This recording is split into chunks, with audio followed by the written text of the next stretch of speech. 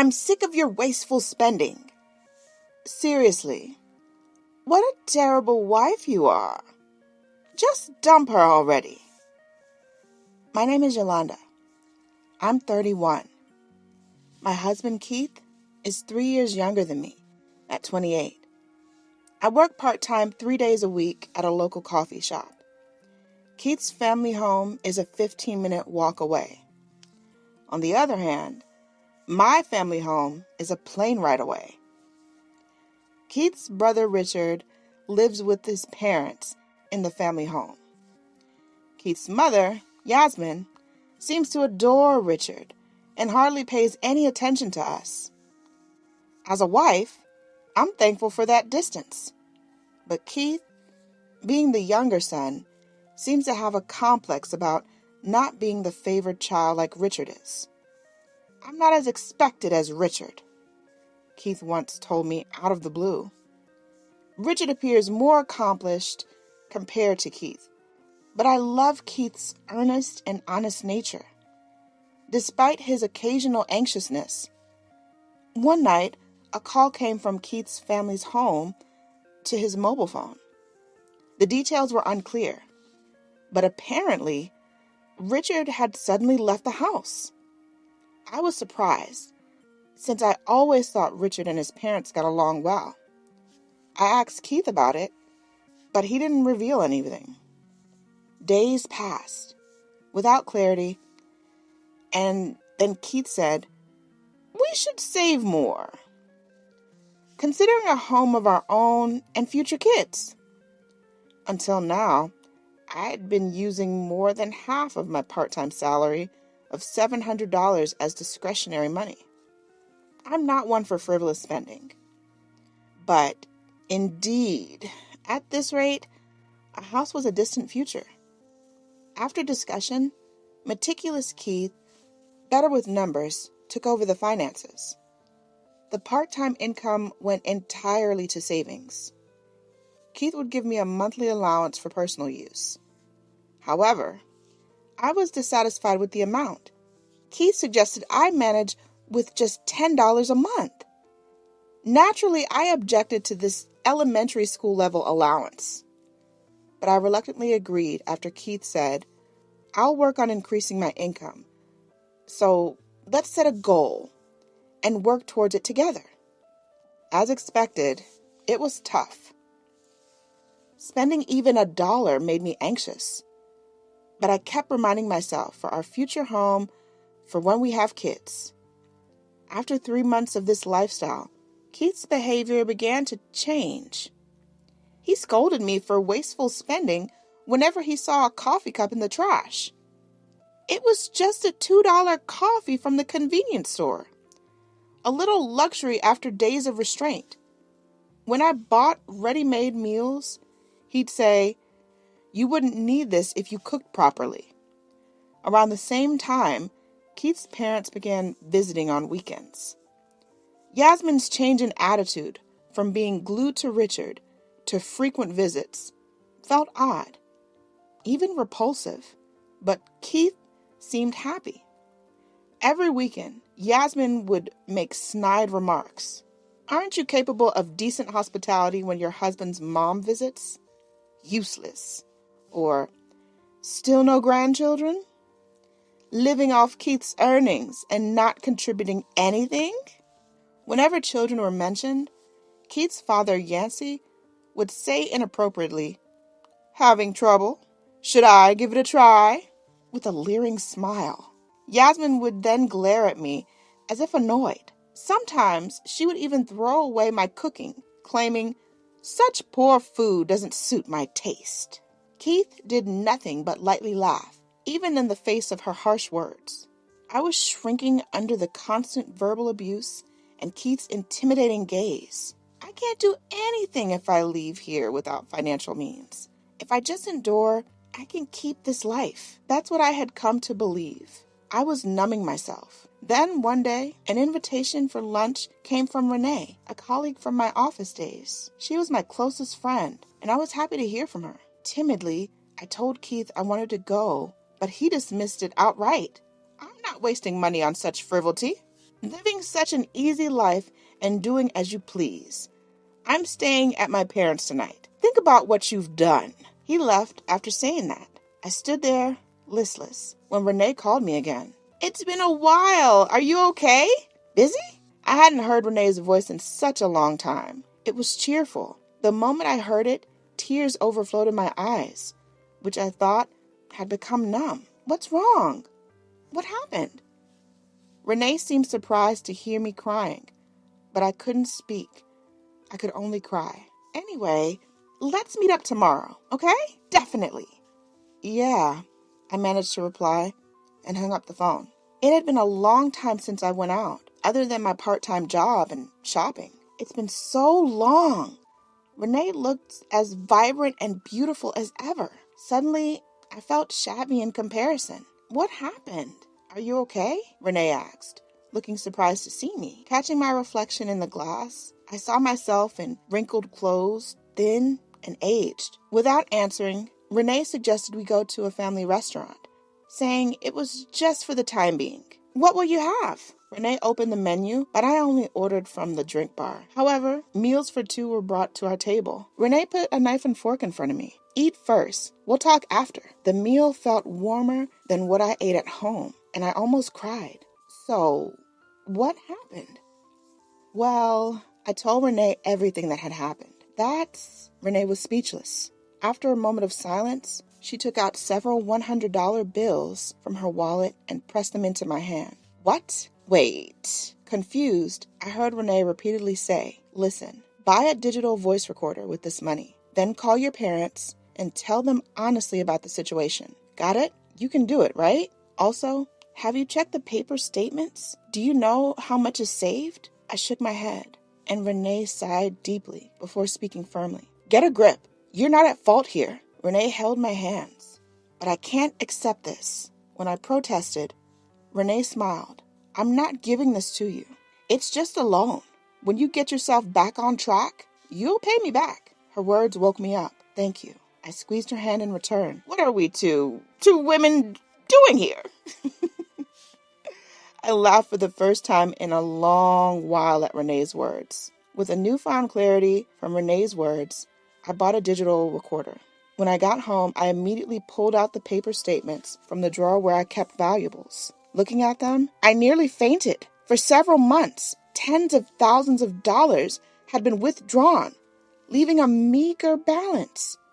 What is this? I was on the verge of panic, but tried to keep my sanity. Then the front door opened. Even though it was before sunset, Keith returned home with Yasmin. I quickly pocketed the paper statement and headed to the living room. Before I could greet them, Keith, seeing my unusual attire, yelled, "Where have you been?" Startled by his gaze, I quietly pressed the switch on the digital voice recorder in my pocket. "I went to a family restaurant with Renee, a friend I haven't seen in a while." Keith, infuriated by my reply, slammed his bag on the floor. "A family restaurant? Don't mess around. Don't waste the money I earn," he yelled even louder. Behind him, Yasmin sneered. "Your wife is a terrible spendthrift, isn't she?" Looking calmly at Keith and Yasmin, I held onto the paper statement. "What's this about? How do you spend so much money in such a short period of time?" Keith faltered for a moment, then brazenly began to speak, satisfied. He had been spending on Yasmin's luxury brands, Yancey's car, and their trips. The Keith in front of me seemed like a stranger. The Keith I loved was nowhere to be found. What? All of this for Yancey and Yasmin? Was the talk about saving for our home, for our kids, all a lie? Anger welled up inside of me. The miserable and humiliating feelings of the past months resurfaced, and I glared at Keith. "What's with that look? I'm not in the wrong. I'm the one feeding you with my money. So don't you dare speak up." He yelled and slapped me across the face. I stumbled, hitting my elbow on the corner of the table. Watching me, Yasmin sneered. "That's right. Complaining about my precious son? A worthless wife who's nothing but a burden. Keith, you should get rid of such a wife." Holding my cheek, I slowly stood up and said, "Understood," then left the house.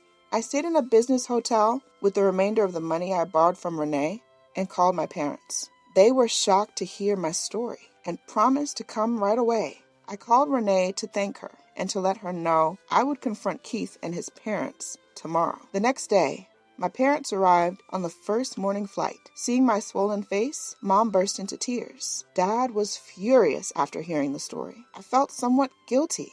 We then visited the hotel and the courthouse before heading to Keith's family home. Keith and his parents were waiting for us there. What do you mean by staying out overnight? I won't forgive you even if you apologize, Keith yelled, his first words laced with anger and a sneer. Dad silenced Mom, who was about to say something, and we sat opposite Keith's family. What kind of upbringing did you give your daughter? Keith, flanked by his parents, said imposingly. That's right. Isn't it absurd for a housewife to stay out overnight, leaving her husband? Yasmin interjected. My parents looked straight at Keith's parents. Then Dad said, We've heard from our daughter. Could you please enlighten us about the money flow? Their faces showed dismay at Dad's calm but forceful question. But they quickly responded, So, we're doing a falal duty. What's wrong with that? A wife should understand, right? Still, unapologetically, defending their actions. Using money lied about a family on wasteful expenses is considered falal piety in your family? Mom said, emotional. Keith retorted with disdain. I'm making my parents happy, and that's for the family. After all, you're living off the money I earn. I even give you spending money. But Mom countered, holding back tears. You took all her salary and gave her $10. Don't you feel anything? So, Yasmin cut off Keith's reply. She married into our family. She should just obey. Housewives don't need spending money. Complaining about her own faults and blaming others. How dare she bring her parents to complain? It's a privilege to receive anything from my son. With the eldest son gone, Keith is all we have left. Right, Dad? That's right. We don't need a stupid son like that, Yancy said, arms crossed. Keith, pleased with his parents' words, sneered. Exactly. I'm the head of this household. Forget that traitor Richard. I'll protect Mom and Dad. That's when I realized why Keith had changed so suddenly. The affection from his parents, once solely for Richard, was now his due to Richard leaving. He was trying to regain the emotional nourishment he missed as a child. So he spent money as his parents dictated. He had become a child, not an adult building a home. I can't do this anymore. I've reached my limit, I said quietly amidst their arguing. After a moment of silence, Keith scoffed. What do you mean, can't? You want a divorce? Yes. I am not a slave to be exploited by you, nor a tool to appease your parents, I said calmly and presented the filled-out divorce papers on the table. Yasmin burst into laughter. We don't mind. We were saying we should return such an impudent older wife. Come on out, dear. She looked towards the back. A young woman with a large belly appeared. Keith's new wife. She's only 20, but a fine girl. She'll bear a proper heir, just as we wish. The young woman, with brown hair, showing black roots, and wearing fluorescent clothes, still with a touch of childishness, looked at me condescendingly, laughing just like Yasmin. Dad, who all along reached his breaking point. He was about to slam the table and stand up. I stopped him and said calmly, So you were having an affair, is that correct? Keith choked on his words at this, but I looked him in the eye and said, Understood. Then Yasmin said, I'll pay the compensation in the divorce trial, though, given your own faults, don't expect a large sum. Still as assertive as ever. Yancy and Keith had faces that screamed machismo. Like Dad, fists clenched and eyes bloodshot with anger. Mom was trying to contain her fury. I nodded to her strongly and told the in-laws, Actually, I've invited a guest myself, and pulled out my mobile phone. The one who appeared shortly after was Richard. Richard? Yasmin exclaimed in a strange voice. What are you doing here now, Richard? As Keith tried to stand, Yasmin leapt at Richard with such force. Her face was a picture of astonishment. "You're back?"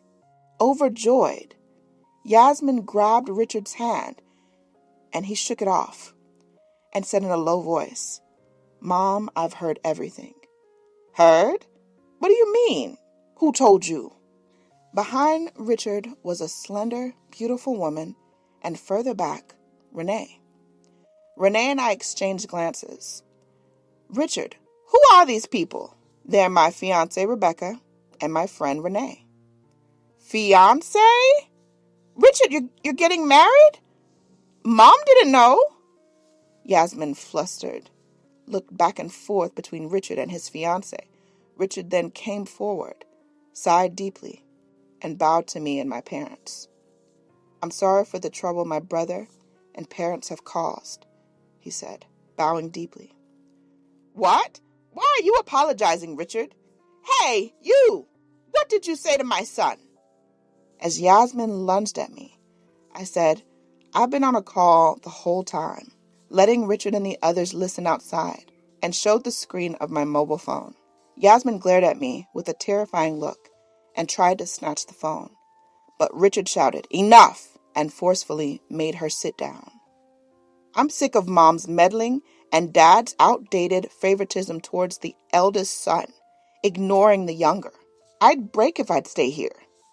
As Richard overpowered the scene, the in-laws tried to speak, but Richard continued, "I'm going to marry Rebecca and become part of the family." At Richard's words, Yasmin started causing a scene again. "Become part of the family? How could you decide that on your own?" While pulling away, Yasmin, who clung to Richard, Keith said soothingly, "Mom, I'm here, aren't I? Who cares about Richard?" But Yasmin shouted, "You shut up," and pushed Keith away. Keith stood there, stunned. "Richard, Mom won't forgive you. You won't leave Mom, right? You'll come back, won't you?" Richard, shaking off Yasmin's clinging hands, looked her straight in the eye and said, "I won't return to this house," and slowly let go of her hands. But Yasmin stubbornly grabbed Richard's arm. "Richard, you're being deceived by this woman. Dad, stop Richard." "That's right. He's the precious heir. Does an heir abandon his parents?" As the in-laws shrieked, shaking Richard's shoulders, Rebecca, his fiancée, stepped forward and said, "Excuse me," and then asked, "You keep mentioning an heir, but do you have something to inherit?" Her tone was devoid of any malice, merely posing a simple question. Her elegant demeanor left me and my parents speechless, while Renee was holding back laughter behind them. The room fell silent at Rebecca's words. Then Richard said, "That's enough." Richard said this, placing his hand on the in-law's shoulders, then moved closer to Keith, who was sitting in a daze, and met his gaze. "You see now, don't you? It's sad, but this is who our parents really are. You've had it rough since you were a kid, probably more so than me." Richard reached out to Keith's shoulder, but Keith shrugged it off. "Don't joke with me. I've done nothing wrong. I am the representative of this family," he yelled weakly. Richard sighed at Keith's words and said firmly, "Okay, I get it. But take full responsibility of what you've done. What you did to Yolanda is serious." "What do you mean, take responsibility?" Grabbing Keith's shoulders, Richard said in a gentle yet firm voice, "After this, live your own life," and left the house, his arm around Rebecca's shoulder. As silence returned, my parents and I stood up and said, "We will now discuss things through lawyers," and to Keith's mistress, who was so proudly rubbing her belly, I bowed sarcastically. "Thank you for freeing Keith from threats and violence and his habit of giving all his earnings to his parents." "What do you mean?" she asked, following us. But we ignored her and left the in-laws' house. After that, The divorce was finalized through lawyers. Recordings of verbal abuse and medical reports worked in my favor. And despite the short marriage, I received a substantial compensation in the divorce. As for Keith's mistress, as suspected, the baby wasn't Keith's. The timing of the affair and the pregnancy didn't add up. But Keith, in his elation, didn't even notice. Of course, Keith and the in-laws were furious, and they divorced right after the child was born. They're still arguing over the divorce settlement and child support. On top of that, Keith had amassed a large debt from the money he gave his parents and the compensation to me. The in-laws, far from helping, berated him daily as the stupid son who lost his wife and is burdened with debt, and kept him in a small dark room, saving the largest room for when the eldest son returned. Renee came to Richard's and my in-laws' house because on the day we reunited, the conversation led to Richard being engaged to Rebecca, a friend from his college. Seeing me in tatters, she wondered if her friend may face the same fate immediately contacted Rebecca. But her worries were unfounded, as she was reassured by Richard's strong will. I was surprised by Rebecca's calm demeanor. Rebecca was born into a family with a long lineage and was the only daughter of a chairman who ran several companies. She found it strange that a regular salaried family worried about an heir. Kind of naive, but a really nice person, right? Renee laughed. Since then, Renee and I often meet for coffee and meals. I shudder to think, what would have happened to me if Renee hadn't been there that day? I really owe you one. Thanks to you, Renee. As I bowed my head, Renee said, "What are you saying?" But in a way, the biggest contributor was Rebecca, and laughed. I also laughed, remembering Rebecca's graceful manner at the time. I wish Richard and his wife happiness, but I can't say I hate Keith from the bottom of my heart. I feel sorry for Keith, who was blinded by the false love of his parents and taken advantage of and manipulated by them. Keith is a victim too. Thinking about that makes my heart ache. But as an adult, he should be able to distinguish between right and wrong. He should have the courage to accept his own need for love. It's no excuse for harassing the partner he chose for life. I, too, will work towards independence from now on. I quietly hope that one day Keith will find his way back to being an adult.